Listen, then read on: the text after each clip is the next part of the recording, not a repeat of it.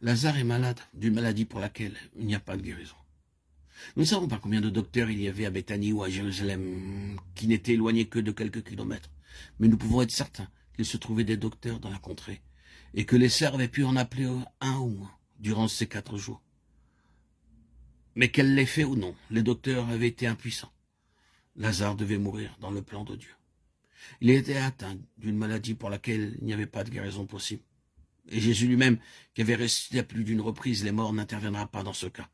Il refuse positivement d'empêcher la mort en ce qui concerne Lazare.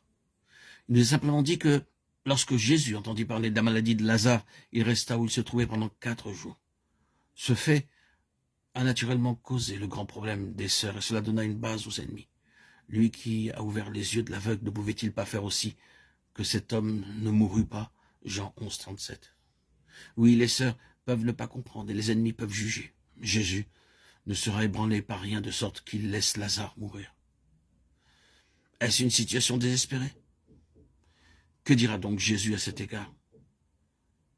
Lorsqu'il reçut le message des sœurs, il répondit: cette maladie n'est pas la mort, mais elle est pour la gloire de Dieu, afin que le Fils de Dieu soit glorifié par elle. Jean 11, verset 4. Cette maladie n'est pas la mort, et cependant il permet que Lazare meure. Il veut dire évidemment cette maladie n'est pas la mort pour l'éternité. Ce n'est pas une mort finale. Il dira plus tard, Lazare est mort, et cependant il dit, cette maladie n'est pas la mort.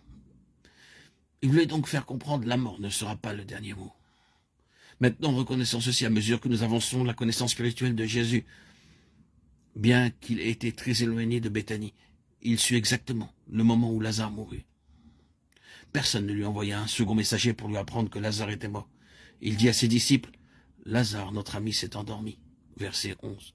Ils répondirent, s'il dort, il sera guéri. Et Jésus leur dit alors ouvertement, Lazare est mort. Versets 12 et 14. Jésus connut dans son esprit que Lazare était mort.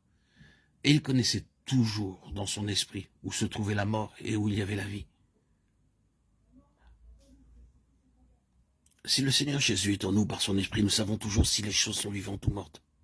Nous pouvons nous trouver parmi certaines personnes et dire, oh, il n'y a point de vie ici, c'est mort. Ou nous pouvons être au milieu d'autres personnes et dire, oui, il y a la vie ici. Nous le savons dans notre esprit. Personne n'a besoin de nous dire si certaines personnes sont mortes ou vivantes. C'est là une marque du Seigneur Jésus.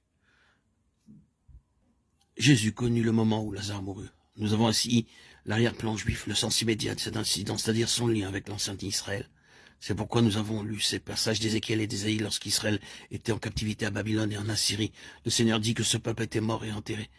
Et il ajouta, j'ouvrirai vos tombeaux pour le Seigneur. Les Israélites étaient dans leurs tombeaux. Ésaïe dit ensuite qu'un reste reviendra, et ce reste fut le peuple qui sortit du tombeau de la Syrie et de Babylone. Ainsi parle le Seigneur l'Éternel. Je vais ouvrir vos tombeaux, je vous ferai remonter hors de vos tombeaux, ô mon peuple, et je vous ramènerai dans le pays d'Israël. Vous saurez que je suis l'Éternel quand j'ouvrirai vos tombeaux et que je vous ferai remonter hors de vos tombeaux, ô mon peuple. Ézéchiel 37, 12, 13.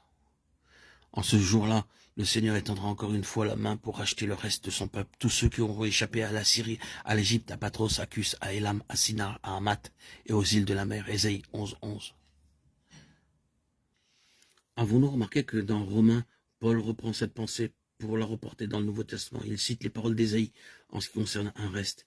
Et il dit que de l'ancien Israël enseveli sortira un reste qui sera ressuscité par le Seigneur. Ce reste sera incorporé dans le nouvel Israël céleste.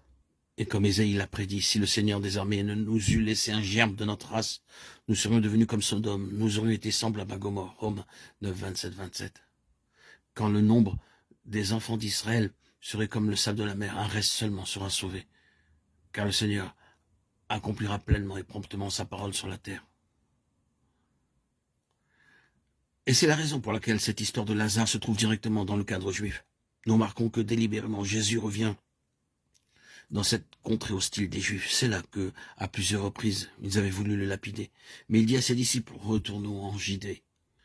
Et ils lui répondirent, Seigneur, tout récemment encore, ils ont essayé de te lapider, là. Pourquoi y retourner? Mais il ne veut pas accepter leur argument. Il retourne délibérément dans la contrée hostile qui lui était si durement opposée. Pourquoi fait-il cela? L'histoire de Lazare est la réponse. La mort et la résurrection de Lazare sont là, en contraste avec cette situation. C'est précisément au sein du vieil Israël, rejeté, mort et enterré, qu'il va ressusciter un nouvel Israël.